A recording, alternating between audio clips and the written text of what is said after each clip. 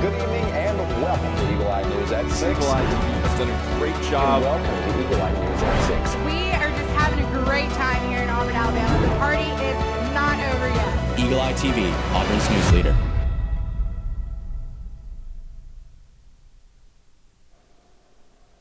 Good evening, and welcome to Eagle Eye News at 6. I'm Cameron Sinkfield. And I'm Jonny Koeninger. Thank you for joining us.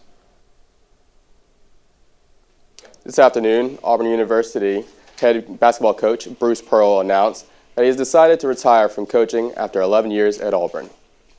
Pearl has been coaching college basketball for 43 years, winning a Division II national championship in his fourth year as head coach at Southern Illinois. After stints in Milwaukee and Tennessee, Pearl was hired by Auburn in 2014 and transformed a program considered to be one of the worst in the country into annual title contenders. Pearl led Auburn to 2 Final Fours, one in 2019 and again this past season. He also led the Tigers to 6 SEC championships, 4 regular season titles, and 2 conference tournament championships.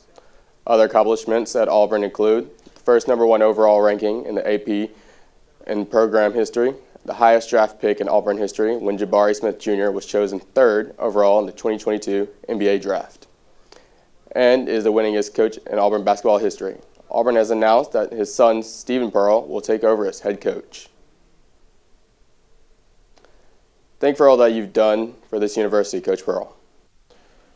Auburn University President Christopher B. Roberts released a statement Wednesday afternoon via social media addressing the concerns of controversial social media posts made by now former Auburn faculty members. The posts include these individuals' personal beliefs on the recent Charlie Kirk assassination.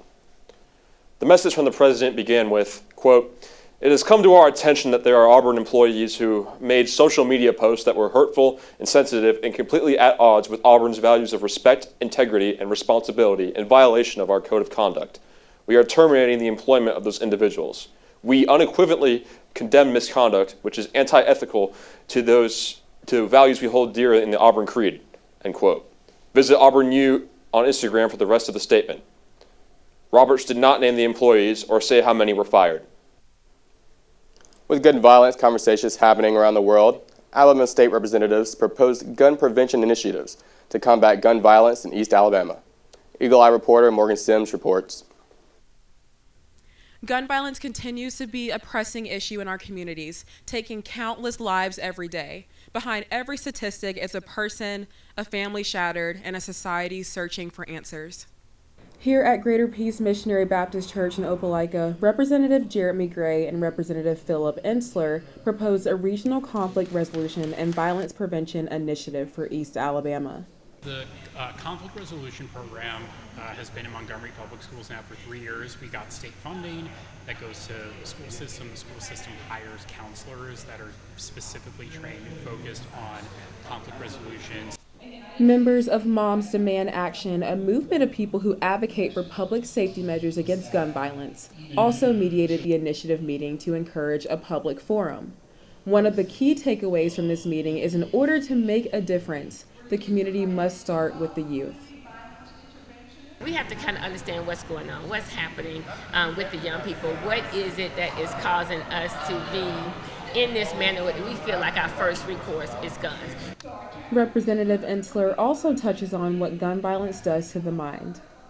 I taught at a public high school in Montgomery and have lost 10 of my former students in the years since then, and in a variety of situations. Every situation, though, was tragic and horrible, and I've just seen how much it traumatizes classmates, friends, families, the larger community, just knowing that a young person passed away. Both Representative Ensler and Representative Gray want the public to reach out to them for any questions or concerns regarding these initiatives. For Eagle Eye News, I'm Morgan Sims. On Wednesday, civil rights attorney and activist Fred Gray spoke at Auburn University's Constitution Day festivities. I had the privilege of going to the event and gathering more details. Tens of people from all different races and creeds are here for Auburn University's yearly Constitution Day celebration, something that would not be possible without speaker and legendary attorney Fred Gray. Legendary civil rights attorney Fred Gray, known for desegregating every public university in the state of Alabama and defending figures like Martin Luther King Jr. and Rosa Parks, made the trek from his Tuskegee home last Wednesday to speak before Auburn University. Among his inspiring life story, Mr. Gray also advised the students and faculty of Auburn on how to continuously advance his lifelong mission of furthering civil rights progress. Professor Kayla Fry, PhD student and instructor in the field of African American literature, had the chance to speak her thoughts on the encounter with Mr. Gray. As a person of color, how does it feel being able to sit down and listen to the very man who fought for you to be able to speak in this space? So I think that a lot of times we forget how close we are to desegregation, and when we forget that, it makes us detached from the experience. So to hear him talk about him actually coming to Auburn and helping to desegregate Auburn so that Harold A. Franklin could attend the university, it does the spirit well, because you get to hear about the progress that has been made at Auburn since the time that he came, and then also the progress that we can continue to make at the university, not just as students of color, as people of color, but all people can continue to make progress at the university to make the university a better place for all students, no matter where they're from and no matter what their background is. Among other wisdom, Mr. Gray graciously answered Eagle Eye's question about how young people can continue his mission. And I think if you do what you can, and one of the things you young people can do if you're of voting age is first get registered to vote, and then vote intelligently. You can read more about Fred Gray's visit on our website, eagleeyetv.com. For Eagle Eye TV, I'm Jonny Koeninger. Gray recently released his autobiography titled Bus Ride to Justice, Changing the System by the System, which you can pick up now.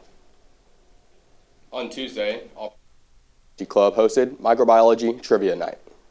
Students from many different majors were invited to have a free food and chance to answer questions about microbiology with prizes for the winners. We went and spoke to Microbiology Club faculty and advisor, Dr. Michelle Gibbs. She tells us more about this event and how it plays out into the Microbiology Club's goal of scientific outreach, both inside and outside the university. Tonight we had one of our first events of the semester where we all got together and participated in a little Jeopardy game where we answered microbiology themed questions. We had a good group of students here all interested in microbiology, a range of students from freshmen all the way to grad students. It's a great way to just come together and all relate to cool science that we're all interested in. We're really interested in multiple different facets of getting students more interested in microbiology. So part of it is kind of the student experience of getting students to come together who are all interested in similar topics, kind of the camaraderie among science major students. It's not just microbiology students specifically. Another part of it is outreach events, so kind of giving back to the community. We have outreach events for K-12 students and going to high schools to kind of bring microbiology awareness to the public. And then another part of it is kind of career development and professional development. So we have talks from professionals in the field. Also, we're planning on doing some resume prep help or study sessions. We have several events coming up. You can follow us on Instagram. It's AU Micro Club. And we have a seminar coming up with a professor here at Auburn who used to be in the Alabama Public Health. So great kind of different aspect of microbiology, less on the academic side. We also have an outreach event with Destination STEM coming up in October, which is a whole university-wide outreach event. We have an auger art activity, which will be happening at the end of October. So follow us on Instagram. When we come back, you'll get a weather update from Eagle Eye's Gavin Dimit and Eye on the Hill with Tessa Allen. You're watching Eagle Eye News at 6.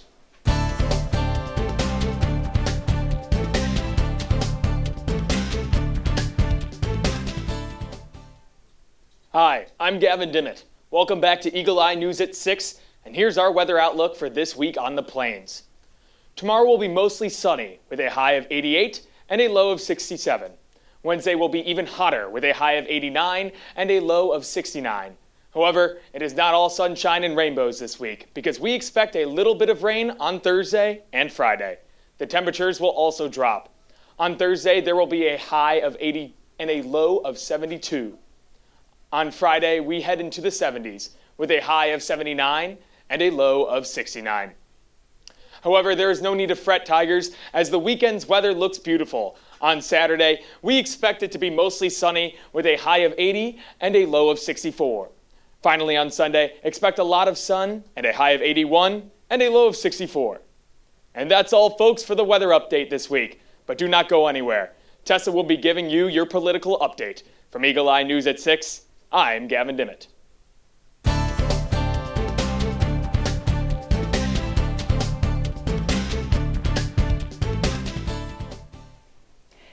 Good evening and welcome to Eye on the Hill. I am Tessa Allen, here to give you an update on all things politics. On Thursday, the United States vetoed the Security Council resolution demanding immediate Gaza ceasefire and hostage release. The 15-member council met to discuss the draft to ceasefire in the Gaza Strip proposed by the 10 non-permanent members of the council, which includes nations like Republic of Korea, Greece, and Algeria. The members sent the clear message of having immediate and stable ceasefire, instant release of hostages, and the removal of restrictions for preventing humanitarian aid in the Gaza Strip. Having a 14-to-1 vote ratio, the United States argued that the ceasefire was not enough punishment towards condemning Hamas. This resolution has sparked mixed reactions in the United States, as some Americans are condemning the U.S. for not striving for a ceasefire, but others are standing with the U.S. decision, supporting on holding Hamas more accountable. On Tuesday, a federal judge ordered Jefferson County, the largest county in Alabama, to redraw its voting districts. U.S. District Judge Madeline Hakala ruled that the current map violates the 14th Amendment of the Constitution that protects against any racial gerrymandering. The original plan aimed to place neighborhoods with predominantly black voters into Districts 1 and 2, which are primarily black districts. The increasing black voters in Districts 1 and 2 would hinder the influence of black voters in other districts. Jefferson County is now in the process of reviewing Judge Hakala's order to determine what their next steps will be for the redistricting. Last week, Jimmy Kimmel's show, Jimmy Kimmel Live, got suspended indefinitely. Following Kinley's suspension, President Donald Trump has had talks of pulling TV license over bad coverage. President Trump said he thinks networks' broadcast license could be revoked if they air overwhelmingly negative perspectives on him. CNN's Caitlin Collins reports. President Trump just left the United Kingdom, and as he's on his way back to Washington, he spoke with reporters and blatantly made clear that he believes if late-night hosts on network shows continue to criticize him, then those networks and their broadcasting licenses that they get are then going to be at risk of being revoked. I read someplace that the networks were 97% against me. I got 97% negative, and yet I won easily. I won all 7 swing states, popular, I won everything. And if they're 97% against, they give me only bad publicity or press. I mean, they're getting a license. I would think maybe their license should be taken away. It will be up to Brendan Carr. Of course, this is a direct result of what we saw happen with Jimmy Kimmel being pulled indefinitely off the airwaves at ABC. He also did something he didn't do at his press conference here in the UK. He praised Brendan Carr, that is, of course, the chairman of the FCC, who was pressuring ABC and Disney to make changes when it came to Jimmy Kimmel's monologue. I think Brendan Carr is outstanding. He's a patriot, he loves our country, and he's a tough guy. With the suspension of Jimmy Kimmel's show, it has been called into question the place of freedom of speech in the media. Some people view this as a radicalization of holding the media accountable for biased coverage, while others view this as a violation of freedom of speech and freedom of the press. Well, that's all for political updates today, but when we come back, you will get a national news update from the desk. I'm Tessa Allen with Eye on the Hill.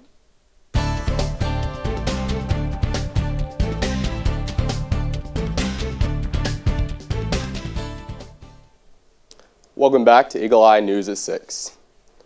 President Trump is expected to make an announcement from the Oval Office about autism today. Although he didn't offer details on what he planned to say, Trump says in his administration won't let it happen anymore.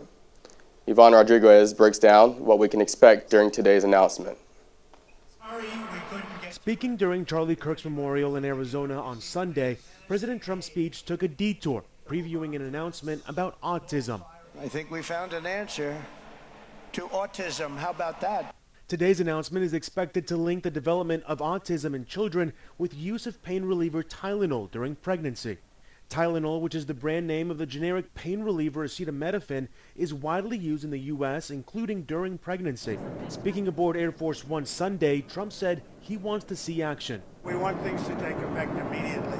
According to a U.S. Centers for Disease Control and Prevention report published in April, the incidence of autism is on the rise, which one expert says is primarily due to a broadening of the definition and push for better screening in children. About 1 in every 31 children was diagnosed with autism by age 8 in 2022, up from 1 in 36 in 2020. Tylenol maker Kenvue said earlier this month it had engaged in a scientific exchange on the issue with U.S. Department of Health and Human Services officials. In a statement, the company says acetaminophen is the safest pain reliever option for pregnant women as needed throughout their entire pregnancy. Without it, women face dangerous choices, suffer through conditions like fever that are potentially harmful to both mom and baby, or use riskier alternatives. In Atlanta, I'm Ivan Rodriguez. Several studies have looked at the association between acetaminophen use in pregnancy and the development of autism in children. But experts say the science behind this theory is not settled. HHS Secretary Robert F. Kennedy Jr. has previously promoted and debunked theories linking vaccines to autism, and he pledged in April that his agency would have answers this month in the causes of autism. Tens of thousands of supporters attended Charlie Kirk's memorial service Sunday. Organizers say more than 200,000 people registered, far exceeding the nearly 74,000-seat limit inside State Farm Stadium. Maribel Gonzalez is in Glendale, Arizona, with details on how Kirk was honored. Tens of thousands of people packing State Farm Stadium in Glendale, Arizona Sunday to say their final goodbyes to assassinated political activist Charlie Kirk.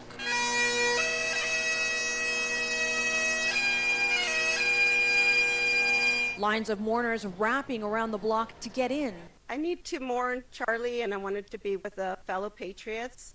We're here to honor a great man that was a man of God. Several high-profile Republican leaders, including President Donald Trump, speaking at Kirk's memorial. Trump saying this Sunday morning before heading to the service. Celebrate the life of a great man today. We want to look at it as a time of healing. The conservative political activist and founder of Turning Point USA was shot and killed earlier this month while speaking at Utah Valley University. He leaves behind a wife and 2 young children. Federal and local law enforcement beefing up security ahead of Sunday's service. The Department of Homeland Security designating the service as a special event assessment level 1, which is reserved for major events like the Super Bowl and Kentucky Derby. High-profile events such as this actually, when they're coupled with significant media attention and attendee profile, really present a very attractive target for somebody with malicious intent. Kirk's memorial comes as political figures are increasingly worried about threats and attempted attacks. The White House recently asked for $58 million in more security funding for executive and judicial branch employees. In Glendale, Arizona, I'm Maribel Gonzalez. During the memorial service, Kirk's widow, Erica, said she has forgiven her husband's alleged assassin. The president distanced himself from her remarks. He said, while Charlie Kirk did not hate his opponents, the president said, quote, "I hate my opponent and I don't want the best for them." The final edition of the U.S. Department of Agriculture's annual food security report comes out in about a month. Now, leaders of the largest food bank in Iowa say the decision to end the decades-old National Food Insecurity Survey will harm people in need. Pepper Papura reports.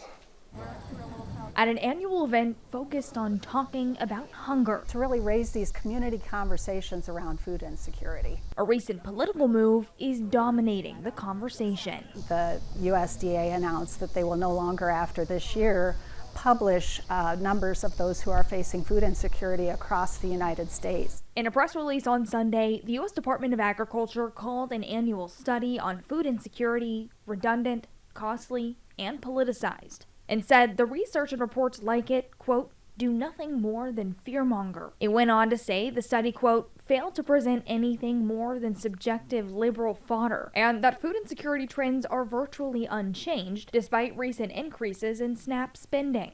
The decision comes as the Trump administration is pausing or canceling a slew of supports for food banks and changes to SNAP benefits. Changes Food Bank of Iowa CEO and President Tammy Nielsen says will have an unknown impact without the study. What are the outcomes of these federal cuts? That is lost by not publishing the data. Nielsen says the food bank did use the study to understand need in the region, but has alternatives to replace it, but says the choice is still hurtful. Not counting them sends a message that they don't count. Skill set, I would imagine so. Absolutely would imagine. The U.S. Department of Agriculture says it will use other data sets to measure food security. When we return, you'll get an entertainment update with Addie Tate. You're watching Eagle Eye News at 6.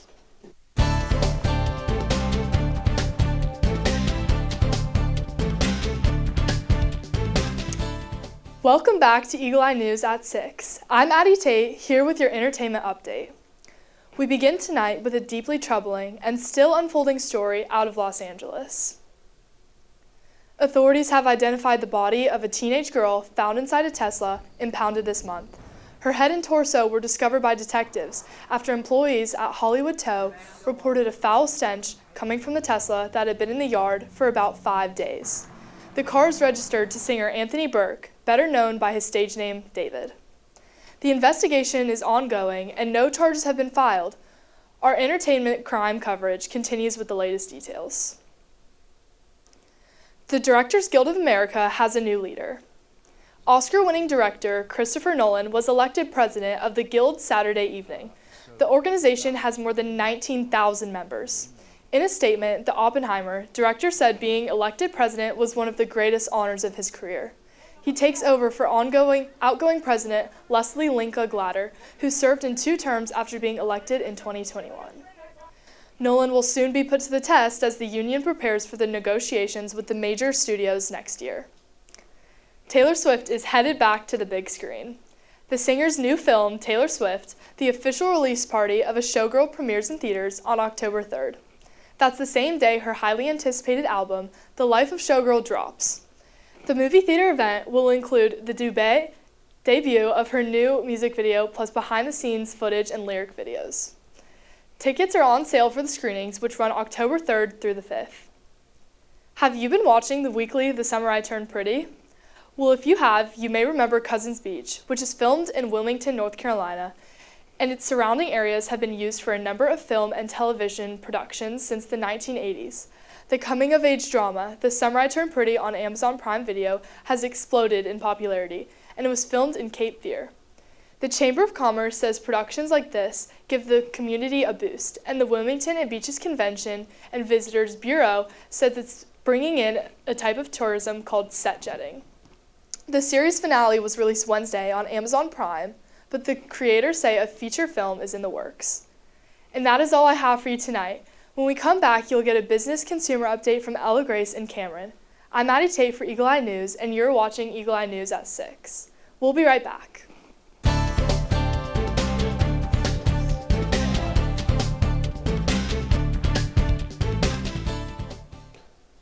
Welcome back to Eagle Eye News at 6. NASA selects class of 2025 astronaut candidates. Meet NASA's 10 new astronauts. The All-American 2025 class of astronaut candidates were introduced Monday during a ceremony at the Johnson Space Center in Houston. This elite group was selected from a pool of more than 8,000 applicants. 7 of them have current or former military experience, and a majority have an educational background in engineering. The new candidates will spend the next 2 years in intensive training. NASA officials said they hope the new group may be eligible for flights later in the Artemis program to the moon and maybe even to Mars. If you recently purchased ready-to-eat seafood from Costco, you need to listen up. More than 3,000 pounds of the Kirkland signature ahi tuna wasabi poke are being recalled due to potential listeria contamination. The recalled products have a sell-by date of September 22nd. They were sold at Costco deli stations on September 18th in more than 30 states. The FDA says NSC Foods Group initiated the recall after a supplier announced the green onions used in this product tested positive for listeria. No illnesses have been reported to date. Consumers should throw the product away and contact the store for a full refund. A senior White House official says Oracle will control TikTok's algorithm for U.S. users after the sale is completed. That detail had been one of the big outstanding questions as the White House pushes ahead to finalize the TikTok deal. If completed, the deal will transfer control of TikTok's U.S. operations to a new joint venture based in the U.S. The investors will include Oracle and the private equity firm Silver Lake. Over the weekend, President Trump said Michael Dell and Rupert and Lachlan Murdoch may also be part of the new ownership group. TikTok's parent company, ByteDance, will retain a less than 20% stake in TikTok US following the deal. The White House also says Trump will sign an executive order later this week that says the deal fulfills the requirements of the ban or sale law that Congress passed last year. We're out of time, but for more Auburn news, head over to our website, eagleeyeauburn.com, and check out our social media pages. I'm Cameron Sinkfield. And I'm Jonny Koeninger. Thank you for watching, and War Eagle.